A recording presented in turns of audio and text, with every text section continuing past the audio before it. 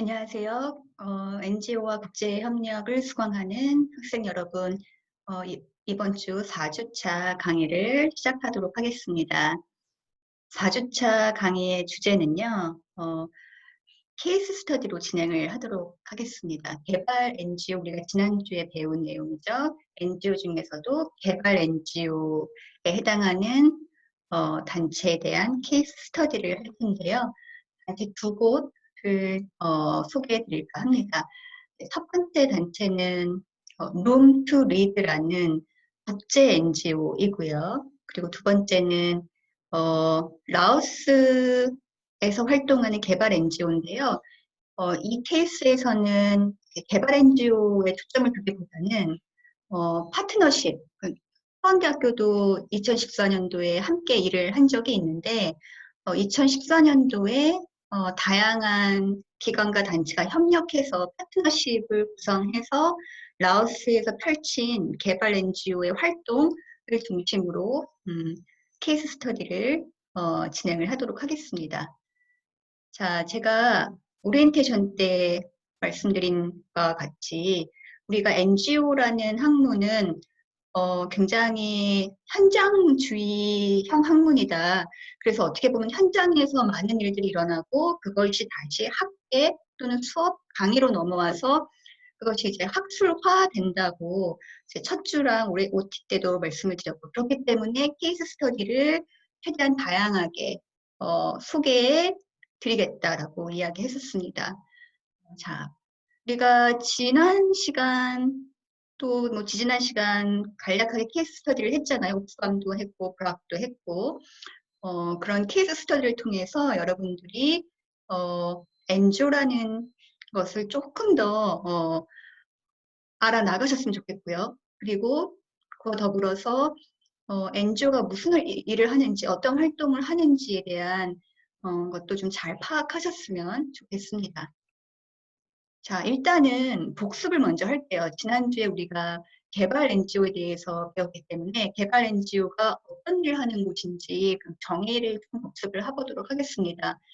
개발 NGO는 특히나 개발을 돕는 목적을 가지고 뜻을 같이 하는 사람들이 함께 모여서 만든 단체입니다. 좀 올릴게요. 그리고 자발성을 바탕으로 만든 비영리 단체. 그래서 사실 뭐 유형이라고 이제 여러분들 NGO 단체 조사하실 때 유형이라고 이제 나올 때 NGO라고 나오는 경우는 드물어요. 보통 유형은 비영리 단체라고 표기되어 있는 경우가 많습니다. 그래서 개발 NGO 역시 개발을 돕는 목적을 가지고 활동하는 단체, 기구, 기관이라고 비영리 단체 뭐 이렇게 이해하시면 되겠고요. 여기서 말하는 개발이라는 것은 국제사회, 즉 UN이 얘기하는 개발의 뜻과 동일하다. UN이 만들어진 취지와 개발 NGO가 추구하는 목적과 취지가 동일하다라고 지난주에 우리가 배웠습니다. 즉, 개발도상국의 빈곤을 퇴치, 빈곤 완화, 빈곤 감소를 위해서 활동하는 NGO를 우리가 이제 개발 NGO라고 칭하고, 개발 NGO가 국제 NGO일 수도 있고요. 개발 NGO가 개도국에서 만들어진 단체일 수도 있고요. 여러 가지 분류로 나뉘는데 어쨌거나 개발자가 붙으면 개발을 돕는 목적을 하고 있습니다. 근데 많은 개발 NGO는요. 구호나 긴급 구호도 해당이 됩니다. 구호나 복지 사업으로부터 시작을 했기 때문에 개발 프로그램이나 개발 교육 등을 포함해서 다양한 분야에서 그 활동을 하고 있다는 거죠. 그래서 개발 NGO를 안에 구호나 복지를 활동을 하는 NGO도 그 개발 NGO 안에 그 범위를 포함시키고 있습니다. 자, 사례 1로 들어가 볼게요. 첫 번째 사례는 Room to Read라는 NGO, 개발 NGO, 뭐 비영리 단체 이렇게 우리가 부르고요. 뭐 이름에서 우리가 유추할 수 있듯이 room to read, 여기서 read가 들어가 있잖아요. 그래서 뭔가 읽는 것을 제공하는 또는 도움을 주는 단체인가 보다라고 우리가 생각할 수가 있겠죠. room to read의 로고는 이렇게 생겼고요. 그리고 여러분들 제가 홈페이지를 주소를 여기다가 넣어놨으니까 한번 들어가서 이 단체는 어떤 곳인가. 그리고 사실 홈페이지 NGO는요. 홈페이지에 들어가서 꼭 보셔야 돼요. 왜냐하면 홈페이지가 그 NGO를 상당히 잘 얘기하고 있어요. 그 NGO의 분위기라든지 그 NGO의 어떠한 활동뿐만 아니고요. 그 분위기 파악하는데 이 홈페이지만큼 좋은 자료가 없습니다. 이 룸투리드라는 단체의 홈페이지에 꼭 들어가서 보시기 바랍니다. 자, 그럼 룸투리드의 설립 배경을 먼저 좀 말씀을 드릴게요. 조금 위로 아래로 내릴게요. 설립자는 존 우드라는 사람이고요. 이 사람에 대해서 먼저 설명을 드릴게요. 왜냐하면 이 사람이 큰 깨달음을 얻어서 만든 단체거든요. 존 우드라는 사람은요. 사실 마이크로소프트라는 회사의 아시아 태평양 지부의 마케팅 디렉터로 일을 해서 하던 사람입니다. 즉 마이크로소프트의 임원이었어요. 연봉도 상당히 높고요. 정말 남부러울 것 없이 모든 사람들의 부러움을 살 정도로 마이크로소프트에서 굉장히 일을 잘한다는 평을 받고 있었고요. 그리고 아시아 태평양 지부 마케팅 디렉터라는 자리가 어떤 자리냐면요. 아시아 태평양을 전체를 관리하는 직이에요. 그러니까 아시아 태평양의 뭐 마이크로소프트의 사장, 담당자, 뭐 디렉터, 보통 우리는 마케팅 디렉터라고 부르는데 굉장히 높은 직입니다. 그리고 35살의 나이에 이런 임원직에 올라가 있다는 것은 굉장히 능력이 있다라는 것이거든요. 자, 그런 이 사람이 마이크로소프트라는 너무나도 훌륭한 직장을 그만뒀어요. 사표를 내고 룸투리드라는 비영리 단체를 만듭니다. 설립을 합니다. 설립자예요. 자, 왜? 그 이유가 무엇인가? 왜 도대체 정말로 잘 나가는 기업에서 임원직을 마다하고 왜 자기만의 룸투리드라는 엔드 단체를 만들었을까? 계기가 있어요. 그 계기가 뭐였냐면요. 98년도에 히말라야를 여행합니다. 존 우드라는 사람이요. 자, 그리고 히말라야를 여행하던 그 도중에 지역 주민을 알게 되고 지역 주민의 초청으로 그 지역에 히말라야 지역에 학교를 방문하게 됩니다. 근데 그때 학교를 방문하고 어마어마한 충격에 휩싸이게 되죠. 왜냐하면은 약 450명 줄 학생이 거기에서 이제 공부를 하고 있었는데 딱 도서가 20권밖에 없는 거예요. 20권의 책을 450명의 학생이, 그것도 다 레벨이 틀려요. 학년이 틀리고. 그 20권의 책을 돌려보는 거예요.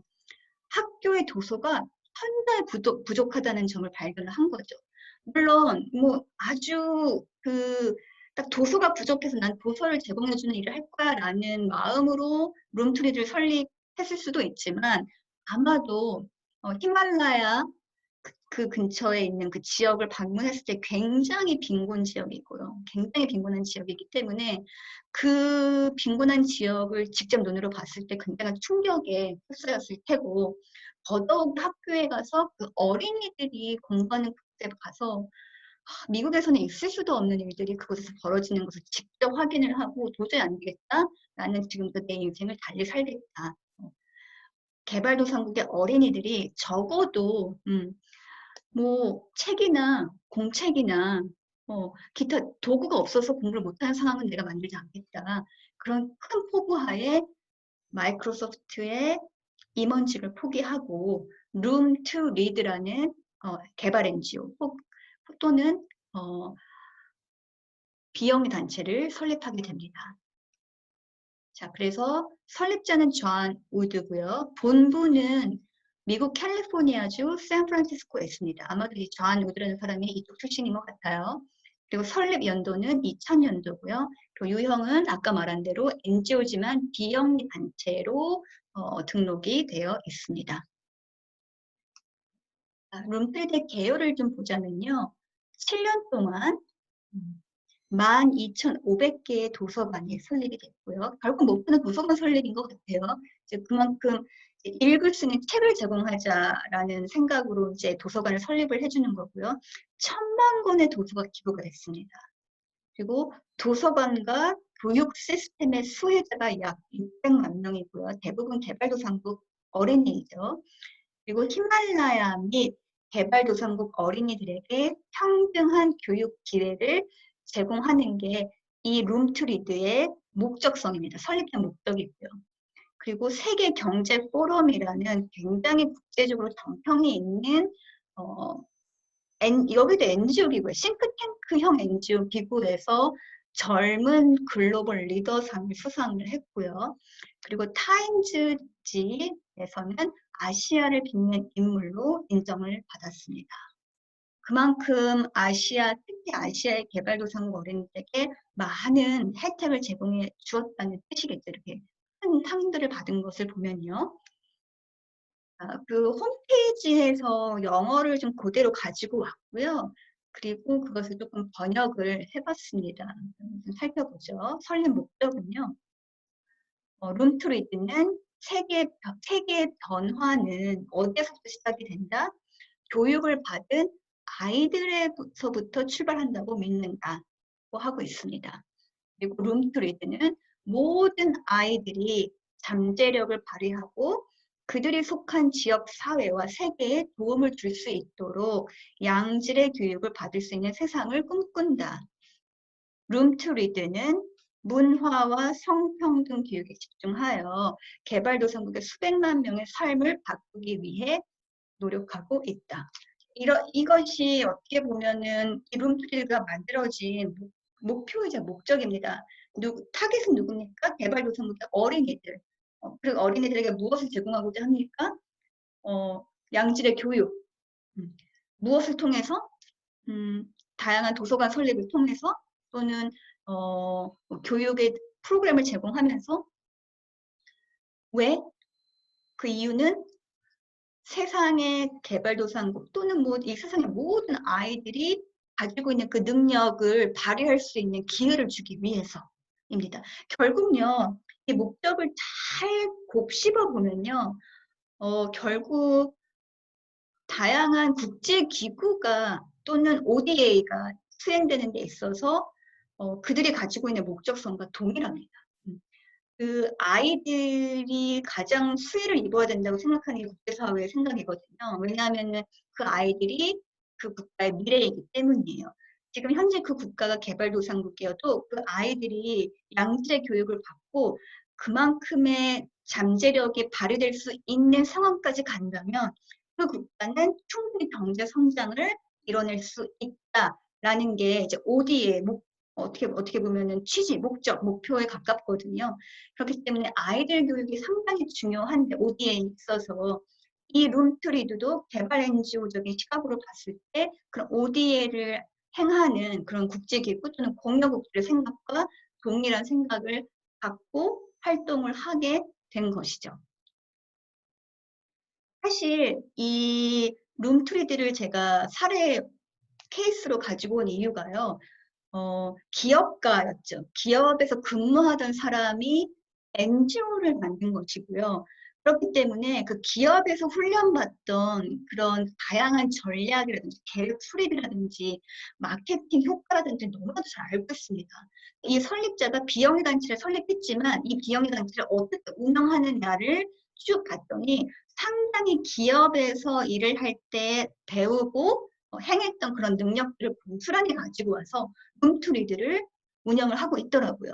그 부분을 여러분들에게 보여드리고 싶었고, 그리고 사실 대한민국은 아직은 그 단계에 못 미쳤지만 사실 영국과 미국을 비롯한 수많은 서구 국가 또는 선진 국가들의 NGO 단체는요. 사실 기업과 어마어마한 파트너십을 많이 이루고 있어요. 그리고 NGO에서 일하는 사람들도 기업에서 일을 하다가 넘어온 사람들도 상당히 많고요. 그리고 기업에서 넘어온 사람들이 NGO에 있는 것처럼 NGO에서도 일을 하다가 기업으로 넘어가서 일하는 사람도 상당히 있습니다. 즉, 이 넘나드는 그 경계가 굉장히 허들이 낮고요. 그다음에 크로스 오버라고 하죠. 굉장히 이 기업과 이 영리와 비영리 간의 이 크로스오버가 굉장히 원활하게 이루어지고 있어요. 그 이유는 일단은 물론 기업이 연봉이 더 높겠죠. 샐러리가 더 높겠지만 NGO도 그만큼 연봉이 기업만큼 밋밋하지 않다라는 것이고요. 그 다음에 이런 소셜 섹터, 이런 비영리에 관련된 생각을 사람들이 많이들 갖고 있어요. 이미 시민들이. 지금 대한민국은 그런 문화를 많이 받아들이고 있는 상황이고요.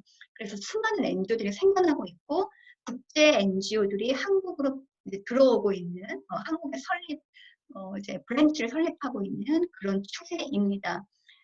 그래서 여러분들이 어떠한 이미지를 갖고 있는지는 모르겠지만 이제 NGO에서 일한다. 그럼 아직까지 한국은 굉장히 봉사를 하는 단체인가라는 생각을 많이 갖고 있는데 사실 NGO도 엄연히 따지자면 한 섹터이고 기업 못지 않은 조직력과 영향력과 수익 구조 등을 가지고 있는 단체입니다.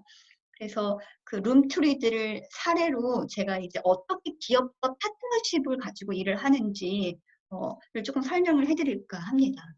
NGO와 기업 간의 파트너십은 하루 이틀 된 일이 아닙니다. 왜냐하면은 그들이 NGO도 그렇고요, 기업도 그렇고요, 서로 각자가 잘하는 거를 잘 알고 있고 잘 못하는 것도 너무 잘 알고 있어요. 그래서 서로 협력을 해서 NGO는 기업에게 너네가 잘하는 거를 해, 우리가 잘하는 걸 할게. 그리고 기업도 마찬가지죠. 그게 뭐냐, 바로 윈윈 전략입니다. 사실 윈윈 전략의 뜻은요, 경쟁 관계에 있는 쓰이들이 모두 승리자가 될 수 있도록 슬기롭게 서로 협력을 꾀하는 전략이라는 하나의 전략이거든요. 이게 정치적으로도 쓰이는 말이고요. 경제적으로도 쓰이는 용어인데 이제 우리가 말하는 NGO와 기업 간의 파트너십을 얘기할 때는 경쟁 관계라고는 얘기하지 않아요. 협력 관계이기 때문에 여기서 말하는 경쟁 관계도 제가 이제 이 줄을 쳐놨고요.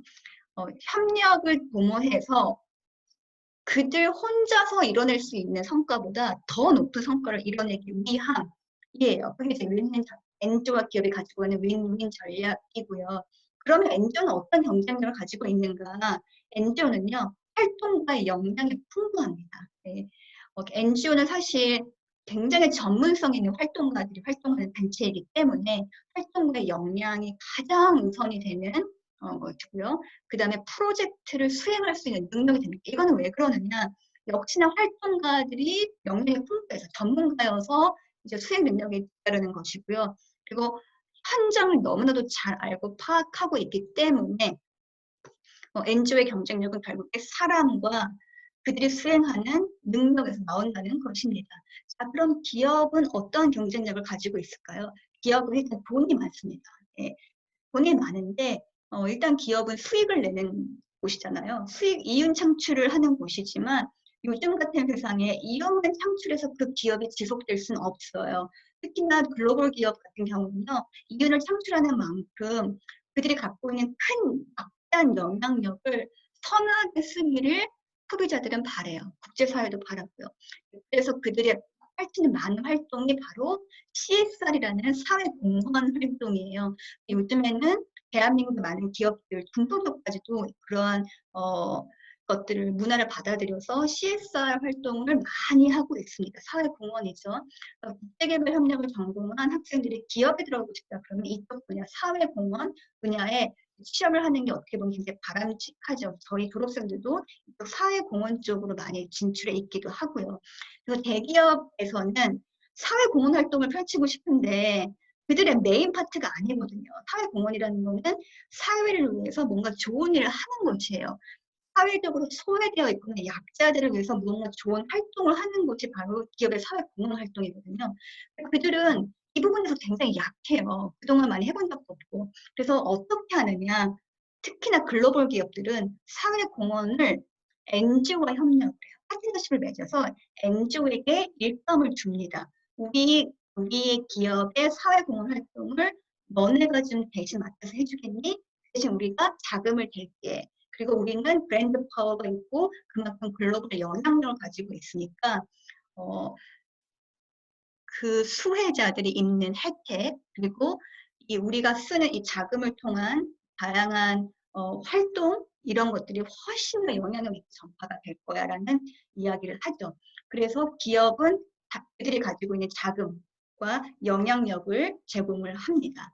이렇게 해서 NGO와 기업 간의 파트너십이 상당히 자유롭게 일어나고 있고요. 해외는 어마어마하게 일어나고 있고요. 국내는 지금 막 시작하는 단계입니다. 그래서 제가 국내 케이스를 하나 얘기를 해드릴 텐데요.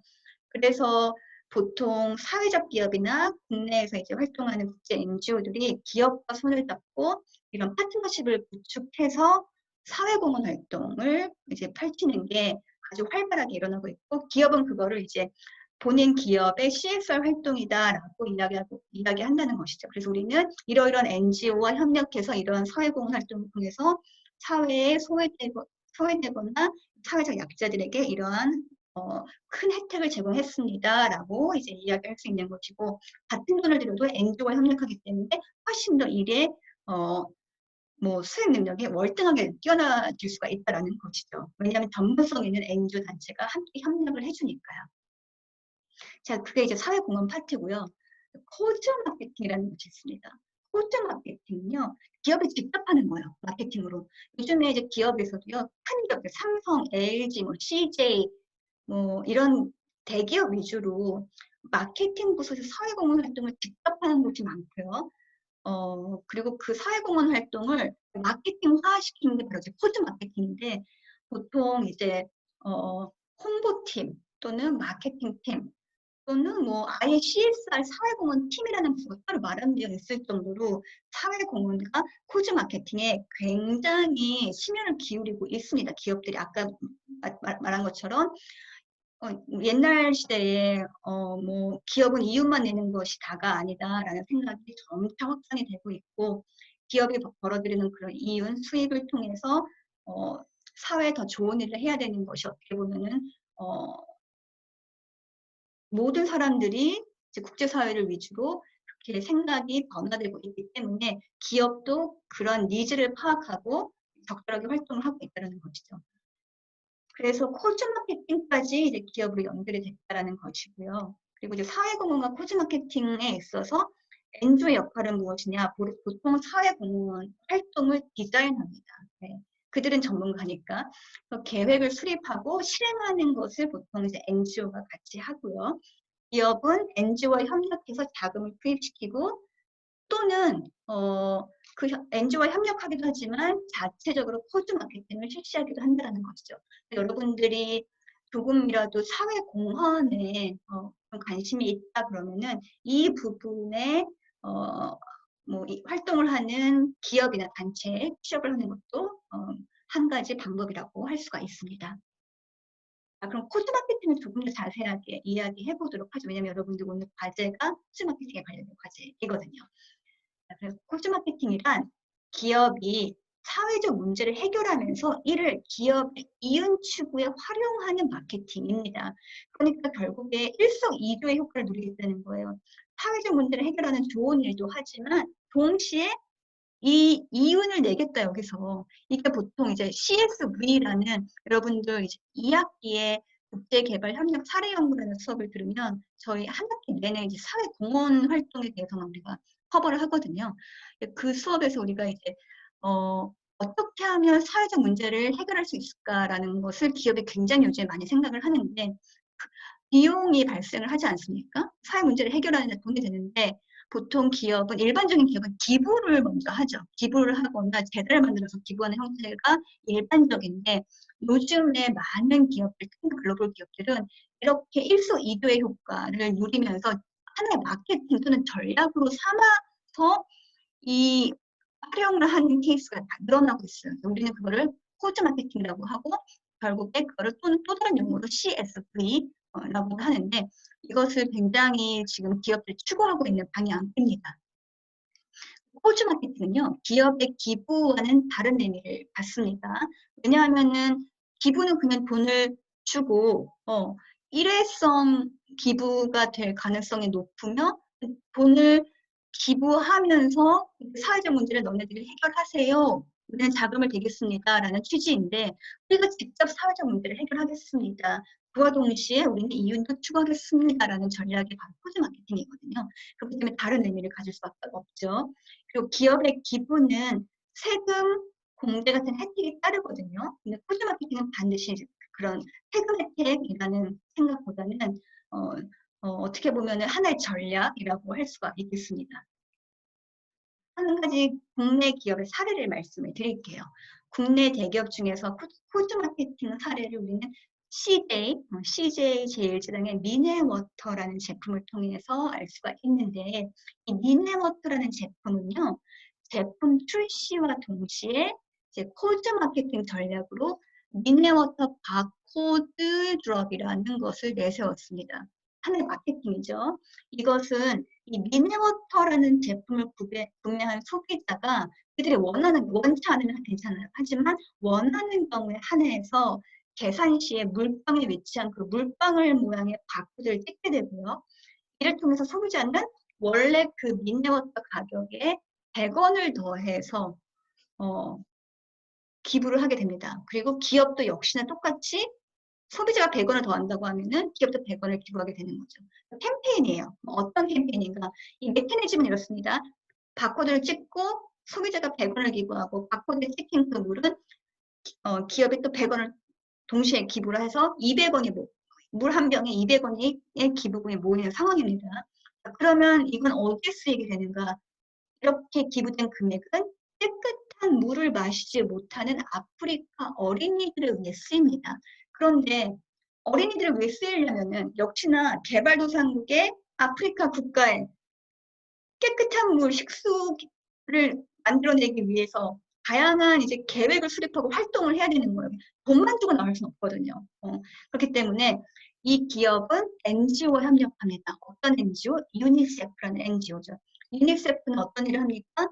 개발 NGO 역할을 합니다. 그래서 개발도상국에 식수가 부족하거나 깨끗한 물을 마시지 못하는 어린이들이 어디에 많이 사는지를 조사하고 그리고 그들에게 깨끗한 식수를 공급하려면 어떠한 활동으로 어떠한 사업을 그곳에 구축해 줘야 되는지 알고 있기 때문에 그들이 이제 유니세프는 미네워터라는 물이 팔려서 만들어진 기부금을 가지고 아프리카 어린이들의 식수 또는 먹는 물 해결을 위한 식수 정화제 사업을 펼치게 되는 것이죠. 그래서 그 돈을 활용해서 뭐 정수기를 설치해 준다던가 그 마을에 또는 뭐 아예 상수도 하수도를 구별해 주는 시스템을 만들어 준다거나 뭐 마을마다 지역마다 나라마다 다 틀릴 거예요. 그 사업은요. 왜냐하면은 그 해당 지역, 해당 마을 사람들, 해당 어린이들이 처해져 있는 어려움은 다 틀리니까요. 하지만 그걸 구별해내고 계획을 수립하는 것은 NGO의 전문성을 가지고 하는 것이기 때문에 결국에 이 코드 마케팅에서 만들어진 돈이 저 멀리 아프리카의 어린이들의 식수 문제를 해결하는 데 쓰인다. 이게 이제 코드 마케팅이 되겠죠. 기업 입장에서는 기부금을 마련해서 정말 전문성을 가진 NGO에게 위탁을 하고 그들은 우리는 이런 좋은 제품을 이렇게 의미 있는 좋은 제품을 판매하면서 돈을 의미 있는 곳에 쓰고 있다라는 일종의 마케팅 효과를 누릴 수가 있다는 것이죠. 그래서 이것이 대표적인 한국의 기업의 코드 마케팅 사례입니다. 여러분들 혹시 이 물병을 보신 적이 있나요? 저는 웬만하면 이 물을 판매하는 곳이 있다면 이 물을 삽니다. 왜냐하면 저는 이 코드 마케팅에 대해서 알고 있기 때문에요. 그래서 이 아프리카 어린이를 위해서 조금이나마 혜택이 갈 수 있는 것을 알기 때문에 앞으로 여러분들도 혹시 이 물을 편의점이나 마트 가서 보게 되면은 구입을 해보시기 바랍니다. 그러면 다시 룸투리드로 돌아와서요. 룸투리드가 펼치는 코드 마케팅의 사례를 보도록 할게요. 아까 얘기했듯이 룸투리드의 설립자인 존 우드는 기업 출신이고 기업에서 일을 한 경력이 많기 때문에 그 기업이 가지고 있는 그 능력을 알고 있어요.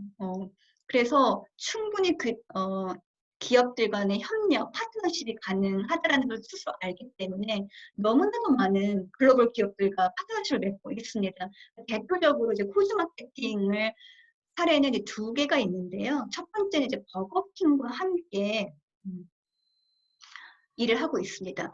버거킹도 어떻게 보면은 대표적인 패스트푸드 업체 아니겠습니까? 글로벌 패스트푸드 업체죠. 그리고 버거킹이라는 그룹은 1954년도에 미국에서 설립된 와퍼라는 대표적인 메뉴를 가지고 있는 패스트푸드 업체고요. 그 다음에 뭐 버거킹만 갖고 있는 게 아니라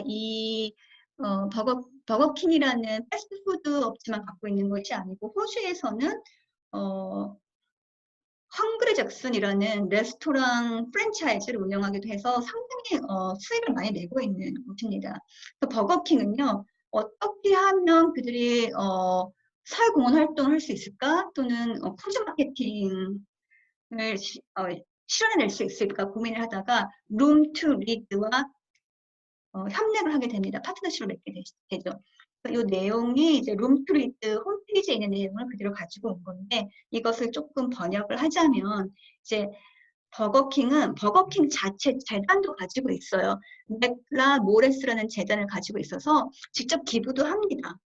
하지만 유럽과 아시아 지역 버거킹에서 조달된 기부금으로 그냥 기부만 하는 것이 아니라 룸투리드와 협력해서 네팔, 인도, 캄보디아, 스리랑카, 남아프리카 공화국의 문맹 탈출 프로그램을 지원을 하고 있어요. 그래서 보통 이런 글로벌 기업들은요, 푸드 마케팅을 할 때 아주 세부적인 활동을 같이 합니다. 뭐 이런 나라에 돈을 써주세요 하는 게 아니고 나라도 정하고요. 몇 개 나라를 한정해서 정해서 그 NGO에서 대표적으로 활동하는 그 프로그램을 굉장히 지지한다던가 아니면은 룸트리드 같은 NGO와 협력하는 과정에서 새로운 프로그램을 만들어내기도 하고요. 이 버거킹 같은 경우에는 이러한 이 위에 여기 리스트에 있는 이 나라들의 문맹 탈출 프로그램에 직접적으로 지원을 하고 있는 사례입니다. 이제 이것이 코즈 마케팅의 사례겠죠. 두 번째는요, 시티은행 또는 우리는 시티은행을 알고 있지만 시티은행 이제 글로벌리 얘기하자면 시티그룹입니다. 시티그룹은 이제 미국의 정말로 큰 조직인데요. 대형 금융 서비스 기업입니다. 본사는 뉴욕 맨하탄에 있고요. 그리고 매출액은 약 763억 달러, 어마어마한 규모죠. 그리고 영업이익은 약 195억 달러 정도가 되는 큰 규모의 금융기관입니다. 2013년부터요. 룸투리드를 위한 기금을 구성을 하고 있습니다. 시티그룹은요. 그리고 다양한 전자 플랫폼을 통해서 시티은행과 거래되는 또는 시티금융기관과 거래되는 100만 달러당 미화 1달러를 축적을 했고요. 이 제휴로 310만 달러 자금이 축적이 돼서 이 축적이 된 금액이 룸트리드로 들어가서 룸트리드는 이제 시티그룹과 함께 협력해서 역시나 활동을 펼치고 있는 것이죠. 교육에 관련, 여기 보니까 교육에 관련된 룸트리드에서 진행하는 교육에 관련된 활동에 이 자금이 쓰이고 있다는 것입니다. 역시나 시티그룹은 이 교훈이라면서 어떻게 그들의 이익을 그들의 어떻게 보면 돈이 쓰이면서 자금이 조달이 되면서 그들에게 이득이 되는 마케팅을 어떻게 효과를 얻을 수 있는가.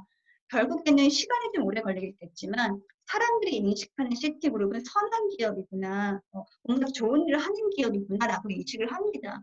그래서 궁극적으로는 이런 선한 기업을 선택하게끔 만드는 마케팅 효과를 누리게 된다는 것이죠. 이게 어떻게 보면은 기업의 사회공헌 활동 그리고 푸드 마케팅의 대표적인 이유라고 목적이라고 할 수가 있겠습니다.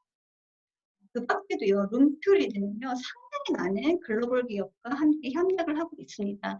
코즈 마케팅처럼 굉장히 구체적으로 기업들이 개입을 해서 룸투리드와 협력하는 곳도 있지만 기부를 상당히 진행을 하는 이런 기업들도 있다는 것이죠. 그래서 글로벌 기업 대표적으로 세 군데를 가지고 왔는데 첫 번째는 이제 힐튼 그룹이죠. 힐튼은 이제 호텔업을 하는 회사이고요. 세계 곳곳에 6대륙에 한 500개 이상의 호텔을 또는 리조트를 보유하고 있고 굉장히 영향력 있는 호텔 브랜드입니다. 그래서 이 힐튼은 룸트리드에게 어떤 것들을 제공해 주는가 봤더니 인도와 스리랑카 여야 교육에 자금을 지원해 줍니다. 즉 기부를 한다는 것이겠죠. 스왈로브스키는요, 오스트리아, 유럽의 오스트리아에 본사를 둔 크리스탈을 제조하는 기업이에요. 판매하기도 하고요. 그래서 스왈로브스키는 보니까 인도와 베트남 약 650대학교의 여아들을 위한 교육 지원을 하고 있습니다. 오라클은요, 캘리포니아에 본사를 둔 세계 규모 제2위의 소프트웨어 회사입니다. 대표 제품인 오라클 DBMS는요, 세계 점유율 1위이기도 하고요. 이러한 회사가 어떻게 룸프리로 협력하는가, 이제 인도 여아 교육 지원을 위해 마련된 누적 금이 40만 불 정도 된다는 거죠. 이렇게 글로벌 기업들이 NGO와 협력하는 이유가 이제 어떤 푸드 마케팅을 위한 사회공헌 활동을 위한 것들이다라는 것을 우리가 알아보았습니다. 자, 룸트리드는 이제 그렇게 여러분들이 직접 홈페이지를 방문해 보셔도 되고요. 그리고 상당 부분 기업과 이제 협력하는 사례들을 우리가 알아보았습니다. 우리가 사례 2는요. 어떤 활동에 우리가 좀 초점을 두고 볼 것인가. 2014년도에 했던 활동을 가지고 우리가 조금 보도록 할 건데요. 라오스에서 활동하는 개발 NGO인데 그들이 누구와 협력을 해서 그 라오스 지역의 빈곤 또는 다양한 사회적 문제 또는 그런 교육의 부재를 어떻게 해결할 것인가를 한번 살펴보자는 것이죠. 자, 조금 배경을 좀 설명하면요. 이제 라오스의 개발 NGO는 라오스의 낙후된 지역의 보건 및 교육 환경 개선 활동을 하는 곳이고요. 이제 2014년도에 이제 라오스 보건 교육 활동을 실시했죠. 거기에 이제 파트너십을 맺어서 활동을 했는데 약 70명 정도가 투입이 되죠. 파트너십은요, 코이카가 어떤 활동을 하는 단체인지 아세요? 일단은 정부 기구입니다. 대한민국이 ODA를 진행하는 데 있어서 크게 두 곳에서 ODA를 집행을 하는데요. 정부 산하기구인 코이카와 외교통상부 산하인 코이카와 기획재정부 산하인 EDCF라는 곳에서 ODA를 집행합니다. 즉 정부 차원의 원조라고 할 수가 있겠죠. 그래서 ODA를 집행하는 곳이 코이카이죠. 근데 주로 코이카는 무상 원조를 담당을 하고요. EDCF는 유상 원조, 즉 개발도상국에게 차관을 지급하는 돈을 빌려주는 것이죠. EDCF가 은행이거든요. 수출은행에 같이 이제 들어가 있는 곳인데 유상 원조를 담당하고 있습니다.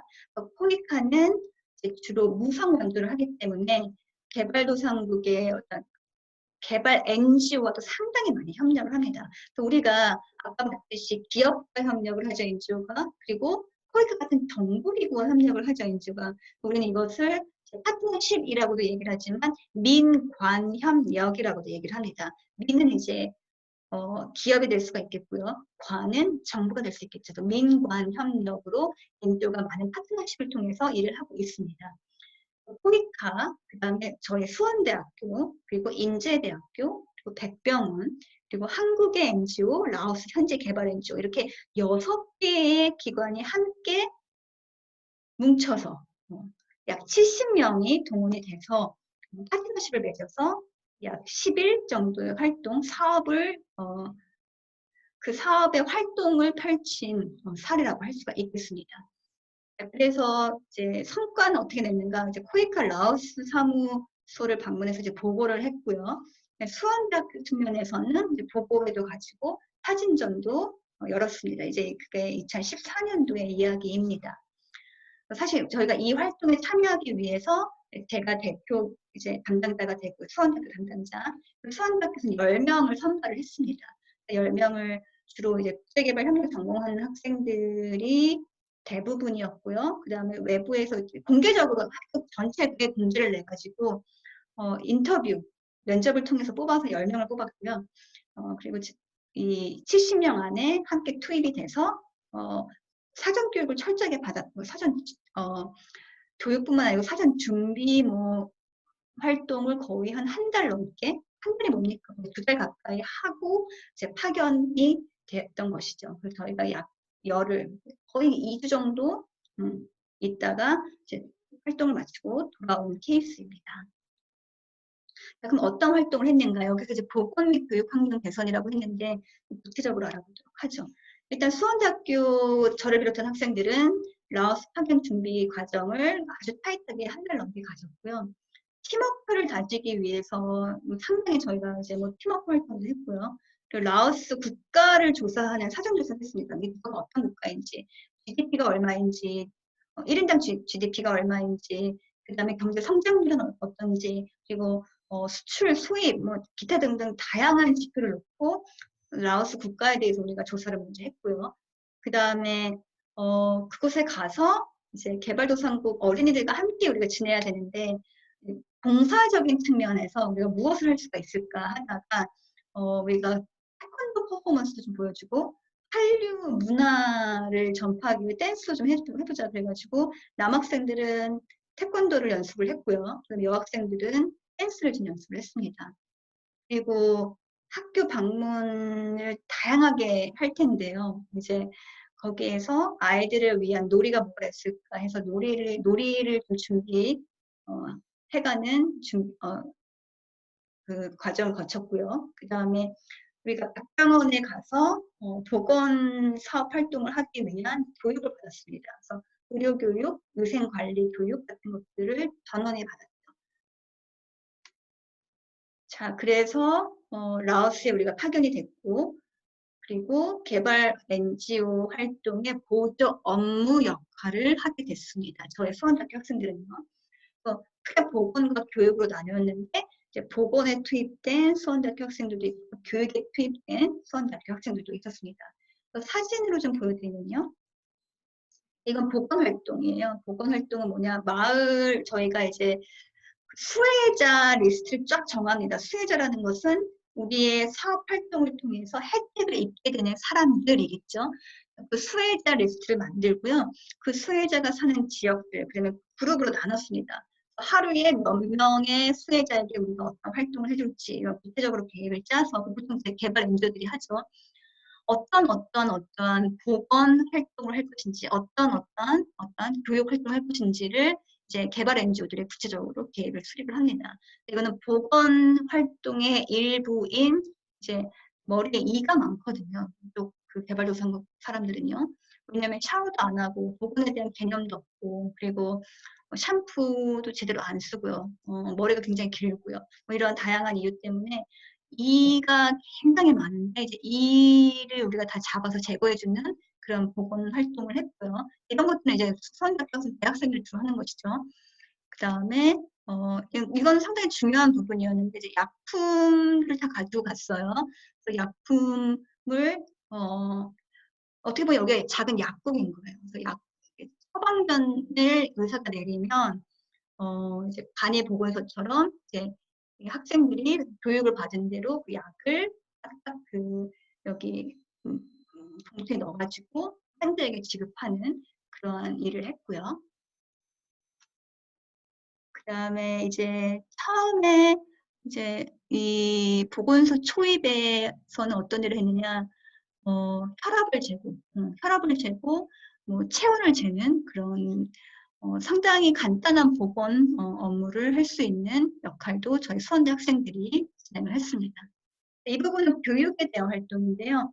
우리가 가지고 간 놀이문화를 좀 알려준다던가, 그렇죠? 그 다음에 학생들에게 충분히 그 학습 도구를 전달해주고 그로 인해서 뭔가 교육을 실시를 하고요. 교육 프로그램도 개발 엔지오에서 짜줬습니다. 교육을 시키고 그 다음에 학생들이 직접 그 교육에 대한 수혜를 받는지 확인하고 이거 모습을 또는 이거에 대한 사후 관리가 어떻게 될 것인지에 대한 것까지 우리가 보고서에 담아야 되기 때문에 이런 교육 활동의 보조 역할을 저희가 했습니다. 그래서 결국에는 조금 옮길게요, 이거를. 라오스 개발 NGO와 협력해서 펼친 보건 활동은요, 이제 백병원 의료진들은 의료 검진을 했고요. 치료와 수술까지도 했습니다. 간단한 수술은 이 보건소에서 다 역할을 했고요. 거기에 저희 학생들이 다 투입이 된 거죠. 수술하는데도 저희 학생들이 투입이 됐습니다. 약품을 전달하고 저희가 수많은 학교를 방문을 해서 이제 그 학교에 보건 키트가 얼마만큼 구비되어 있는가를 점검을 하고 충분히 그런 보건 키트가 없다 그러면은 저희가 준비한 보건 키트를 전달하는 이게 전데요. 보건 키트를 전달하는 그런 일도 했습니다. 자, 그리고 저희가 또 한 가지 활동을 하고 왔는데요. 이게 이제 개발 NGO의 하나의 사업이에요. 그걸 예를 좀 들어서 여러분들에게 우리가 한 활동을 설명을 드리려고 저희 이 비타민 나무 심기 프로젝트에 대한 설명을 해드릴까 합니다. 비타민 나무 심기 프로젝트는요, 이제 개발 NGO에서 추진하는 활동인데 개발 사업으로요. 이게 뭐냐? 지역의 마을의 어린이들을 대상으로 하고 있고요. 이 어린이들을 일단 영양 상태를 파악을 합니다. 그래서 라오스의 이제 가장 빈곤한 지역 리스트를 쭉 뽑고요. 또는 일정 지역에서 활동하는 개발 NGO다. 그럼 그 지역의 어느 마을에 가장 어린이들의 영양 상태가 나쁜지를 파악을 먼저 합니다. 방문을 하기도 하고 보건소를 통해서 파악을 하기도 하고 또는 지자치 그 사무소 또는 공무원들에게 파악을 하기도 하죠. 그래서 이런 대상을 선정을 하고 영양 상태를 파악을 해서 영양 실조나 영양 부족에 있는 상태에 있는 어린이들이 몇 명 정도 되는지 파악을 합니다. 개발 NGO가 이런 활동을 하는 이유는 사실 공적개발 ODA로도 이런 사업을 펼치거든요. 어린이들, 뭐 예를 들어서 뭐 10세 미만 또는 초등학생 대상을 정해서 영양 상태를 파악을 해서 보건 ODA 같은 경우는 영양실조 및 영양 부족인 아이들에게 영양소 있는 비타민 또는 뭐 음식, 식품 또는 이런 것들을 보급하는 활동을 또는 이제 보건 활동에 또 연계로 이제 주사를 좀 맞춰준다든지 뭐 이런 다양한 활동을 OD 정부 차원에서도 합니다. 하지만 개발 NGO에서도 똑같은 일을 하는 이유가요. 이제 이 라오스의 개발 NGO 같은 경우도 정말로 이 돈이 OD를 통해서 들어가는 돈이 정말로 그 지역의 마을의 수혜자, 즉 도움을 필요로 하는 사람들에게까지 정확하게 전달이 되고 지속적으로 그 원조가 이루어지고 있는가를 개발 NGO들은 파악을 합니다. 먼저. 그랬더니 제대로 잘 이루어지지 않는 지역들이 있다는 것이죠. 그럼 그 지역을 중심으로 개발 NGO가 똑같은 사업을 펼치는 거죠. 예를 들자면 영양실조, 영양 부족인 상태 어린이들이 있는데 여기에 ODA가 그렇게 잘 들어가고 있지 않는 것 같아라고 파악을 하면 거기에 있는 개발 NGO들이 들어가서 활동하게 되는 거예요. 그래서 NGO 사업으로 공여를 결정을 하고요. 마을 주민을 위한 직접적인 수혜 방법을 노가스가 모색을 합니다. 그들의 어린이들이 영양실조에서 벗어날 수 있게끔 해주기 위해서는 도대체 어떠한 것을 제공해야지만 이 어린이들이 지속적으로 영양 상태가 좋게끔 만들어줄 수 있을까를 이제 연구를 하는 것이죠. 그래서 개발 NGO가 선택한 게 비타민 나무라는 것이에요. 직접적으로 비타민을 줄 수가 있어요. 그런데 이 마을을 이제 쭉 검토해 봤더니 비타민이 공적개발원으로 계속 투입이 돼요. 비타민 알약도 투입이 되고요. 비타민, 마시는 비타민, 다양한 비타민이 공급이 되는데 이 마을의 어린이들까지 공급이 안 되는 거예요. OD로 들어간 비타민이 다 누구의 손으로 갑니까? 결국 공무원들이 가로채기를 한다는 것이에요. 정부 차원에서 이제 비타민이 들어가기 때문에 이 공무원들이 얼마나 이제 부패가 됐는지 개발도상국의 정부 또는 공무원들이 많이 부패가 되어 있거든요. 부정부패가 많이 되어 있는데 공무원들 다 이제 중간에서 이거를 가로채기를 해가지고 갖다 팔아요. 그래서 그들이 수입을 냅니다. 결국에 영양실조에 걸린 어린이들에게 그 비타민이 공급이 안 되는 것이에요. 개발 NGO는 이 상황을 정확하게 알고 있기 때문에 비타민을 공급하면은 분명히 어린 아이들에게까지 영향이 가지 않을 거라는 것을 알고 있기 때문에 그 지역의 특성을 다 알아서 비타민 나무를 그냥 심어주는 거예요, 집집마다. 굉장히 어렵고 힘든 여정인데 비타민 나무를 각각의 집마다 가지고 가서 나무를 심어주고 어린이들이 그 나무를 키우게 하고요. 그 나무에서 맺는 그 나뭇잎, 비타민 나무이기 때문에 그 나뭇잎을 따서 잘 빻아서 그 빻은 것을 먹거나 아니면 물에 타 먹거나 아니면 밥하는데 같이 넣어서 밥을 짓거나 하면은 비타민이 몸속으로 들어갈 수 있는 이제 그런 역할까지 하게끔 만들어주는 거예요. 그래서 어린이들을 교육시키는 것이죠. 어떻게 교육시킵니까? 어린이들에게 일단은 같이 비타민 나무를 심어요. 그 아이의 집에 가서 일일이. 아이의 집에 가서 같이 삽으로 땅을 파서 비타민 나무를 심고요. 그다음에 라오스 말로 이 비타민 나무를 키우는 방법을 다 알려줍니다. 교육을 시키는 거죠. 물을 일주일에 몇 번을 줘야 되고 어느 정도 이제 나무가 컸을 때 어떻게 나뭇잎을 따야 되고 이런 것들을 다 교육을 시키고요. 그 다음에 사후 관리까지 합니다. 이 어린이들이 나뭇잎으로 충분히 비타민을 몸속에서 공급받고 있는지를 일일이 확인을 하죠. 이런 사후 관리 작업까지 이 개발 엔조가 맡아서 하게 되는 겁니다. 저희는 이 프로젝트에 투입이 됐고요. 저희 수원대학교 학생들 파트너십을 이제 맺고 이제 2주 동안 일을 했으니까요. 그래서 비타민 나무가 상당히 작아요. 상당히 작아서 이렇게 봉투에 넣어서 이렇게 들면 굉장히 무겁긴 하지만 사이즈가 작거든요. 저희 학생들이 어린이 4명 정도, 그 다음에 학생 1명, 수원대학교 학생 1명, 또는 인제대학교 학생 1명 이렇게 해가지고 5인 1조가 한 그룹이 돼가지고 이 4명의 어린이 집에 다 방문을 하는 겁니다. 무엇을 가지고? 비타민 나무를 가지고, 그리고 삽을 가지고. 그래서 일일이 방문을 해서 부모님 만나서 인사하고, 비타민 나무의 목적을 얘기해주고, 심는 방법, 다 같이 가족에 동원돼서 같이 심고, 물 주고, 이제 어떻게 해서 먹을 수 있는 방법까지 다 알려주고 오는 게 저희의 임무였습니다. 그래서 이렇게 저는 이제 한 학생과 함께 동행을 해서 집집마다 갔는데 보통 집마다 작은 텃밭이 있어요. 이 야채는 직접 길러서 다 먹더라고요. 그래서 그 옆에 비타민 나무를 정성스럽게 심었고요. 그다음에 물 주는 방법, 그리고 따먹는 방법, 요리하는 방법 이런 것들을 함께 공유하고 교육을 했습니다. 자, 그래서 사실 집과 집 거리가 굉장히 멀어요. 어떤 집은요, 저희가 하나의 집에 가서 이제 백향나무 심어주고 한 30분 이상 걸어갔던 것 같아요. 그 집집마다 보통 4명, 5명의 어린이랑 한 조가 되니까 거의 반나절 이상 걸리게 된 거죠. 하지만 굉장히 의미 있는 일이었고요. 그리고 저희가 나중에 이제 같이 공유하고 의견을 공유하는 자리에서 어린아이들의 교육 효과는 어마어마하다라는 것이 다 우리의 공통적인 생각이었어요.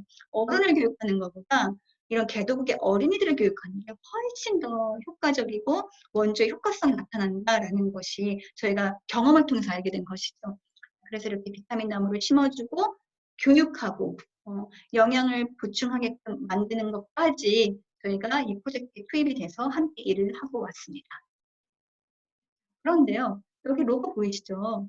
저희가 일을 하던 와중에, 라오스에서 일을 하던 와중에 이제 많은 초등학교와 중학교, 고등학교를 방문하는 또 일이 있었거든요. 아까 이제 보건 키트 전달을 위해서 라오스에서 상당히 많은 학교를 방문을 했는데 이 룸트리드의 간판이 있는 학교가 상당히 많았어요. 굉장히 신기했죠, 처음에. 아, 룸트리드가 라오스 이런 오지 학교에까지 들어와서 도서관을 설립해 줬구나. 그래서 굉장히 반가웠어요. 그런데 제가 이제 룸트리드를 안다라고 얘기를 하니까 현지 선생님들이 저한테 어떤 얘기를 해주셨냐면요. 사실 우리는 룸트리드의 이 도서관을 한 번도 사용해 본 적이 없다라는 너무나도 충격적인 얘기를 해주셨어요.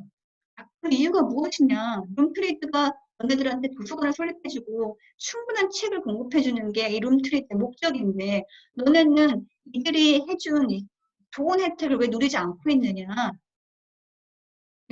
저희한테 이 도서관 안의 풍경을 보여줬어요. 잠고 놨더라고요, 심지어. 그래서 열쇠를 문을 열고 들어가서 보여줬는데 책은 굉장히 많이 진열되어 있는데 한 번도 사용해 본 적이 없다라는 거예요. 그리고 심지어 창고로 사용한다는 얘기를 들었습니다. 사실 학교를 막 이렇게 이동해 가면서 몇 군데 가봤는데 이 룸트리드 도서관, 설립된 도서관 안에요. 자그마한 방 하나에 이제 책을 갖다 놓고 도서관으로 쓴다라는 것인데 대부분 이랬어요. 대부분 아이들이 도서관에 와서 책을 읽지 않고 있다. 대부분 문을 잠궈놓고 있다. 그리고 창고로 사용하고 있다라는 대답을 받았습니다. 저는 굉장히 충격이었죠. 사실 룸트리드가 간과한 부분이 바로 있습니다. 뭐냐? 사후 관리 부족이에요. 취지는 좋아요. 그리고 아이들에게 책을 공급해주겠다는 목적 너무나도 좋습니다. 그런데 일회성이 돼서는 안 된다는 거예요. 이런 개발 NGO의 그 사업을 어떻게 우리가 이해해야 되냐면요. 기부하는 것처럼 차라리 기부하는 게 나아요. 그러면 그럼 그들이 원하는 걸 사 먹을 수 있고 그들이 원하는 옷을 입을 수가 있고 그런데 보통 그것들이 제대로 잘 기부가 돼도 이제 그 국제기부 협력상 증여라고 하거든요. 증여가 돼도 역시나 아까 제가 비타민 나무 얘기할 때처럼 정말 어렵고 그 돈을 필요로 하는 사람들에게 그 돈이 전달되지 않을 확률이 굉장히 높아요. 자, 그럼 이 도서관도요. 어린아이들에게 도서를 공급해서 이 아이들이 충분히 도서를 읽고 교육을 받을 수 있는 기회를 제공하고서 만들어졌는데 이게 전혀 실행이 안 되고 있다는 것은 왜 그런 것인가? 사후 관리가 부족해서 그런 거예요.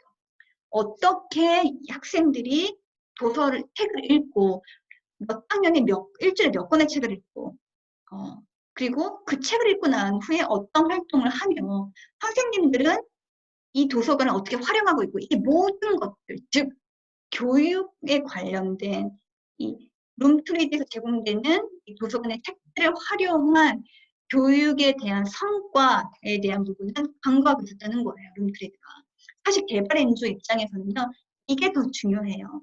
무엇을 주느냐보다 준 것을 통해서 어떤 효과를 아이들이 누리고 있는가, 사람들이 누리고 있는가를 파악하는 것이 너무나도 중요하다는 것입니다. 이제 그걸 우리는 이제 국제개발 협력에서는 사후 관리라고 얘기를 하거든요. 그 부분을 물론 하겠죠. 하지만 이 지역에서는 진행되지 않고 있었다는 것을 제가 직접 목격을 한 것이죠. 그래서 얼마나 사후 관리가 중요한가를 다시 한번 깨닫고 오게 되었습니다. 이런 상황을 이제 여러분들도 이제 봤지만 개발 NGO에 대한 비판적 시각이 존재해요. 가장 큰 비판적 시각은요.